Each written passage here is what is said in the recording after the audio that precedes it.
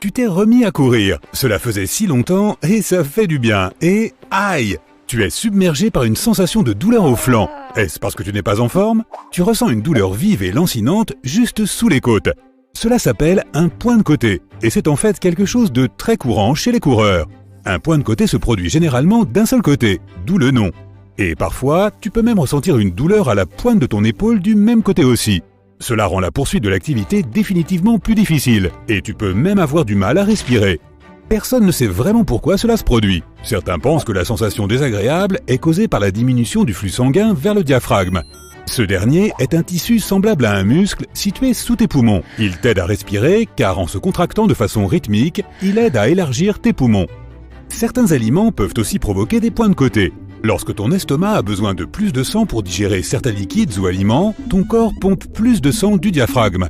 La deuxième théorie affirme que tu pourrais avoir des points de côté parce que les ligaments et la membrane qui maintiennent et relient différents os, muscles et organes à l'intérieur de ton abdomen sont irrités.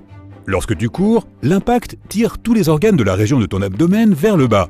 À leur tour, ils tirent sur les ligaments de la partie supérieure de l'abdomen, ce qui entraîne une irritation. Cela explique aussi pourquoi manger un repas juste avant d'aller courir peut provoquer un point de côté. Alors, qu'avons-nous appris ici? Essaie de ne pas manger juste avant de courir et évite les boissons sucrées concentrées avant et pendant ton entraînement. Si tu as un point de côté, essaie d'étirer les muscles de ton estomac. Puis prends une grande inspiration et penche-toi en avant pour contracter à nouveau ces muscles. Tu pourras ainsi reprendre ta course.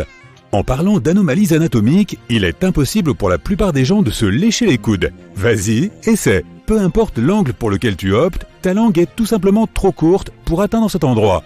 Certaines personnes sont extrêmement souples, elles peuvent donc réussir un tel exploit, mais pour la plupart d'entre nous, c'est non. De même, tu ne peux pas te pincer le nez et fredonner en même temps. C'est parce que lorsque tu fredonnes, tu es en fait en train d'expirer de l'air. Et quand ta bouche et ton nez sont fermés, l'air n'a aucun endroit par où s'échapper. Donc oui, tu parviendras à fredonner pendant 1 à 2 secondes, mais tu finiras par être obligé d'ouvrir la bouche pour reprendre ton souffle. Tu marches dans la rue dans un quartier qui ne t'est pas familier. Tu entres au hasard dans un café qui a l'air sympa et il te semble être déjà venu ici. Ou du moins, c'est l'impression que tu ressens à ce moment-là. C'est un déjà-vu. Cela se termine aussi vite que cela a commencé. Jusqu'à 80% des gens affirment l'avoir vécu au moins une fois. Les scientifiques ont des idées différentes sur la raison pour laquelle cela peut se produire. Mais la plupart d'entre eux s'accordent à dire que ce phénomène est lié à notre mémoire. Selon une première théorie, celle de la perception partagée, tu as un sentiment de déjà-vu car tu as peut-être déjà aperçu ce café auparavant. Mais lorsque tu l'as repéré pour la première fois, tu étais probablement distrait ou tu l'as vu du coin de l'œil. Ton cerveau commence à former un souvenir de ce que tu as vu, même si tu ne t'en souviens pas au niveau conscient. C'est parce que tu n'étais pas concentré sur ce que tu observais. Une deuxième théorie affirme que parfois, ton cerveau a des bugs. La partie de ton cerveau qui se rappelle des souvenirs est active, mais la partie qui suit ce qui se passe autour de toi en ce moment l'est aussi. Et ton cerveau te fait faussement croire que ce qui se passe dans le présent est aussi quelque chose qui s'est déjà produit. Théorie numéro 3, tu vois le café, mais les informations le concernant sont transférées dans ton cerveau par 2 voies distinctes. L'une délivre ces données un peu plus rapidement que l'autre. Cela fait croire à ton cerveau que cet événement unique est divisé en 2 expériences différentes. Toi aussi tu as envie de bâiller en voyant ça? Eh bien, réveille-toi. Certains experts expliquent que nous bâillons pour étirer les muscles de notre mâchoire, ce qui provoque une augmentation du flux sanguin vers notre visage, notre cou et notre tête. D'autres affirment que c'est l'occasion pour nos poumons de s'étirer et de se lubrifier. D'autres encore pensent que le bâillement est une sorte de système de climatisation qui rafraîchit le sang à la surface du cerveau. Le bâillement est contagieux chez les humains et les chimpanzés. Certains scientifiques pensent que le bâillement pourrait être un outil de communication sociale. C'est un moyen pour toi de montrer ton empathie et de correspondre à l'état émotionnel de ton ami qui bâille. C'est pourquoi le bâillement est plus contagieux lorsque tu es avec des personnes dont tu es proche que lorsque tu regardes des inconnus. Non seulement les bâillements, mais aussi les éternuements, les pleurs et les rires peuvent créer des liens sociaux lorsque tu es dans un groupe de personnes. Lorsque tu vois 2 personnes rire, tu vas probablement sourire, même si tu ne sais pas pourquoi elles rient. Lorsque tu entends quelqu'un rire, cela stimule les parties de ton cerveau associées au mouvement du visage. Cela encourage aussi ton cerveau à se synchroniser avec les émotions des autres. C'est pourquoi tu es aussi susceptible d'avoir une réaction corporelle lorsque quelqu'un pleure. De nombreux animaux produisent des larmes lorsqu'ils ont besoin de se rincer les yeux pour éliminer certains irritants comme la poussière ou la saleté. Les humains sont les seules créatures qui pleurent à cause de leur état émotionnel.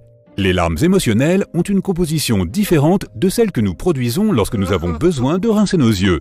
Elles contiennent plus de protéines, ce qui signifie qu'elles tombent plus lentement. Elles aidaient nos ancêtres à signaler la tristesse ou la détresse.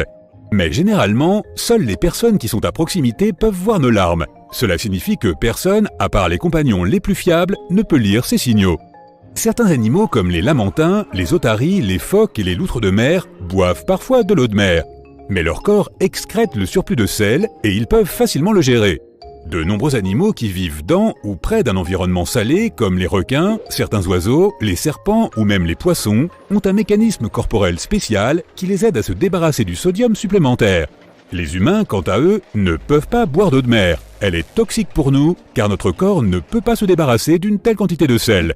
Les reins sont généralement chargés de se débarrasser de l'excès de sel, mais pour fonctionner correctement, ils ont besoin d'eau douce, et il est impossible d'en obtenir suffisamment à partir de l'eau de mer. Ton corps a une structure musculaire similaire à celle du corps de la plupart des primates, comme par exemple les chimpanzés. Mais ces animaux sont bien plus forts que nous. Les humains n'ont pas réussi à développer des fibres musculaires très puissantes, ce qui nous rend assez faibles. Le bon côté des choses, c'est que cela nous a donné d'autres capacités utiles pour la recherche de nourriture ou la chasse. Nous pouvons courir des marathons, tandis que les singes ne le peuvent pas. Même si les humains sont plus faibles et plus lents, les animaux sauvages ont souvent plus peur de nous que nous d'eux. La raison est en partie que nous marchons debout et non à quatre pattes. Certains primates, comme les gorilles ou les chimpanzés, se redressent devant les autres animaux lorsqu'ils veulent avoir l'air plus menaçants. De cette façon, ils paraissent plus grands qu'ils ne le sont vraiment. Il en va de même pour les humains. Nous paraissons plus grands, et en nous voyant nous promener, les animaux pensent que nous sommes plus intimidants que nous ne le sommes vraiment. Cela nous donne parfois assez de temps pour nous enfuir avant qu'ils ne se rendent compte que nous sommes en réalité inoffensifs. Les gens ne sont naturellement pas des créatures nocturnes, ce qui signifie que nous avons évolué pour dormir pendant la nuit et être actifs pendant la journée. Et c'est ainsi que nos corps, nos yeux et nos cerveaux sont câblés. De plus, les humains suivent ce qu'on appelle des rythmes circadiens. Un rythme circadien se répète à peu près toutes les 24 heures et régule le cycle veille-sommeil. En d'autres termes, il aide ton corps à déterminer quand tu dois aller te coucher ou quand il est temps d'être actif. La lumière joue un grand rôle ici. Quand il fait nuit, tu as sommeil car ton cerveau inonde ton corps d'hormones qui abaissent ta température, ta pression sanguine et ton niveau de stress.